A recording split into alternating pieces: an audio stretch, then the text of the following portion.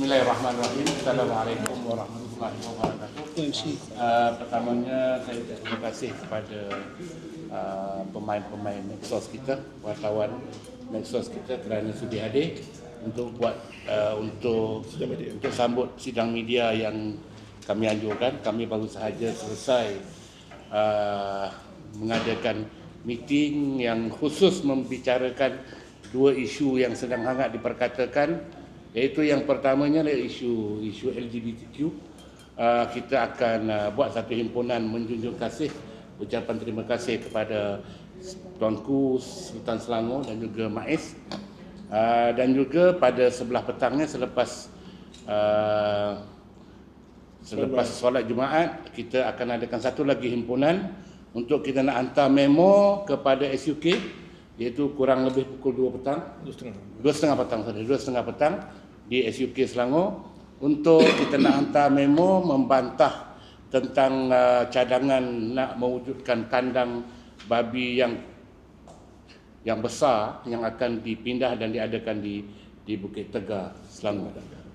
Jadi untuk nak meneruskan kita punya visi ini, saya minta Tuan Syed, minta Ustaz Mas Rizie untuk memulakan. Baik, terima kasih Cik Hisham. Alhamdulillah, kita baru saja selesai bermesyuarat gabungan sekretariat gabungan NGO Islam, Melayu Islam, khususnya bagi membincangkan isu yang kita kira isu yang membahayakan, mengancam pada khususnya Islam dan umat Islam lah, sama ada di negeri Selangor ataupun dalam Malaysia ini umumnya. Jadi alhamdulillah tadi kita telah setuju untuk mengadakan dua himpunan pada besok. Dua himpunan. Sebenarnya himpunan ni bukanlah himpunan sangat, lebih kepada kita berkumpul bagi menyerahkan memo secara aman. Ni kalau sebut himpunan, sekarang orang sebut permit pula. Jadi kita pun macam MAIS pun Datuk alhamdulillah dapat beri kerjasama. Kita pun boleh kereta besok pukul 10 pagi, kereta letak dekat Masjid Negeri. Kita akan pergi ke Seberang di pekarangan parking MAIS itu. InsyaAllah dalam pukul 11 pihak Datuk Kursi MAIS akan menerima memo lah yang kita serahkan pada hari besok. Mungkin ada yang bertanya kenapa kita pergi buat juga setelah program itu telah dibatalkan. Sebenarnya kita memandang isu LGBT ini bukan isu baru, bukan isu di hulu langat sebenarnya. Isu yang besarnya ialah isu himpunan perarakan LGBT.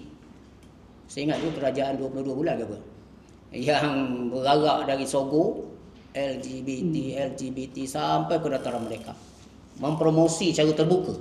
Dan saya ingat berapa ramai report polis kita buat, tapi kita tak nampak apa-apa pun tindakan. Dan keduanya, daripada pengalaman kami operasi dengan Kementerian Wilayah dan Bandaraya, kami dapati ada beberapa buah lagi port LGBT di Kuala Lumpur. Kita tak sebutlah, antara yang terbesar tu dekat Bukit Bintang. Memang kegiatan itu secara tapi sampai sekarang tak boleh buat apa-apa, malah diberi lesen. Jadi bagi kita, kerajaan sebenarnya nak membeteras benda ni kena berani menggempur port-port yang jadi pusat mereka. Berani menggempur siapa di sebalik topeng ataupun di sebalik tabir gerakan LGBT di Malaysia ni, siapa mastermind dia. Jadi bagi kita rasa benda ni tak selesai selagi benda tu tak dihabiskan atau tak diusahakan. Mereka berlindung di sebalik hak asasi, mereka berlindung di sebalik acara kesihatan, AIDS. Dia guna itulah benda yang biasanya dia akan guna atas faktor membantu Majlis AIDS Malaysia, membantu KKM atas isu kesihatan, atas isu penyebaran AIDS. Mereka tak peduli tentang soal perlakuan seks luar tabi'i ataupun perlakuan songsang ni. Sebab itu benda tu macam kempen zina juga dulu. Kita pernah dengar dulu kempen zina tapi bagi kondom. KKM bagi kondom, bagi kondom. Jadi ada bukan selesai zina, tapi sibuk nak sekat kondom supaya tak kena HIV ke apa. Jadi kita nampak sistem kita ni terlalu ikut barat. Cara modaliti agama ni telah lama ditinggalkan. Jadi oleh kerana itu kita rasa bila tuanku sendiri orang kata mencemar Duli sanggup bersuara dalam isu ini, membantah, dan juga kita pun melihat MAIS dan juga pihak Mufti begitu prihatin, Jais dan sebagainya, dan kami rasa itu stand yang sangat baik sekiranya agama memimpin. Kerana kalau ambil pendekatan penyelesaian umat yang rosak hari ini dengan cara daripada cara yang lain, takkan selesai. Mungkin dengan cara agama lah yang terbaik. Jadi itulah lebih kurang pandangan saya. Terima kasih Ustaz Mas Rizie. Mungkin ada. Assalamualaikum warahmatullahi wabarakatuh. Terima kasih pihak media. Saya Hasan Syed Ali, Presiden Perkasa. Hari kita buat perjumpaan khas bagi membincangkan tindakan esok. Kita dah setuju. Alhamdulillah hari yang datang NGO-NGO yang besar-besar, sebab Ustaz Mas Rizie daripada Perkit, sebelah tu Profesor Dr. Rizwanti daripada MN Muafakat Nasional, Haji Amin Profesional, Amin ni daripada daripada Pekedah Negeri Selangor, ni tanggungjawab Selangor dan juga daripada Umah dan juga rakan-rakan NGO lain semua di belakang. Ini kita ambil serius isu ini, isu yang kita bangkitkan untuk kita serah memorandum kepada dua agensi ni kepada MAIS dan juga Kajian Negeri Selangor. Ini isu penting. Pertamanya isu LGBT yang diorang cuba nak buat satu program bercamping lah. Dia panggil dalam bahasa Inggeris tu apa benda saya tak hafal sangat ni. Glamping. Something macam tu lah. Cuma bila dah bising-bising, alhamdulillah tuanku masuk campur urusan ni. Tuanku lihat tak ada pemimpin-pemimpin politik pun tegur isu ni. Jadi tuanku ke depan pula. Isu ni isu patut kerajaan ataupun pihak pimpinan parti-parti politik yang ambil berat. Tuanku terpaksa turun campur tangan. Inilah kita sangat-sangat rasa teruja, rasa berterima kasih sangat pada tuanku Sultan Selangor sanggup mencemar Duli mengeluarkan satu kenyataan yang tegas. Dan kita pun heran jugalah. Kita tak boleh, orang kata kita tuanku dah keluar kenyataan, MAIS dah keluar kenyataan, penganjur pun dah batalkan, kononnya kita tak perlu lagi nak berhimpun esok. No, kita berhimpun esok, kita nak tegas. Satu, kita akan berhimpun untuk menyerahkan memorandum, ucapkan terima kasih kepada tuanku dan juga MAIS dalam isu ini, membuat kenyataan tegas, dan kita mahu juga MAIS teruskan siasatan, bekerjasama dengan polis. Siapa penganjur ni? Takkan lepas begitu saja. Dia boleh buat kenyataan untuk batalkan. Mana boleh batal ke tak batal ke? Habis kau relax.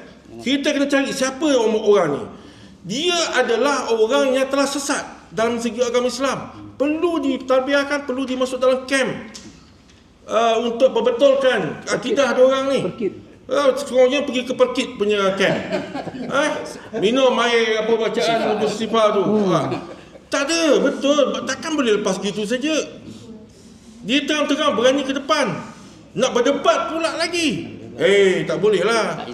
Tak insaf ni. Budak ni dengan golongan ni, kita perlu iktirafkan dia adalah manusia songsang yang perlu dibetulkan, dipulihkan. Ini perlu nak tekankan esok insyaAllah. Begitu juga dengan isu ladang babi yang kita lihat, kita dah putuskan di sini tadi dalam mesyuarat. Kita nak kerajaan negeri batalkan saja penempatan baru di Bukit Taga. Cukup apa yang ada dalam ladang di Tanjung Sepat, clearkan, jual en blok ataupun jual borong kepada semua pengusaha-pengusaha tempat pemotongan khinzir ini, dan kosongkan babi dalam negara kita. Nak makan import. Sebab babi ini dan juga apa yang kita bincangkan tadi, jumlah babi sebenarnya cukup dah. Tak perlu lagi nak besar sebesar 500 ekar lah di ladang ni. Dah cukup sebenarnya. Jadi esok kita akan keluarkan juga beberapa detail fakta tentang jumlah khinzir ni. Jadi saya juga menyerulah semua. Sebenarnya saya dapat masuk WhatsApp daripada ramai pihak.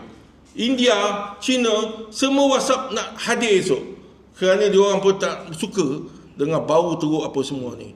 Ini kita harap pihak berkuasa, terutamanya gabungan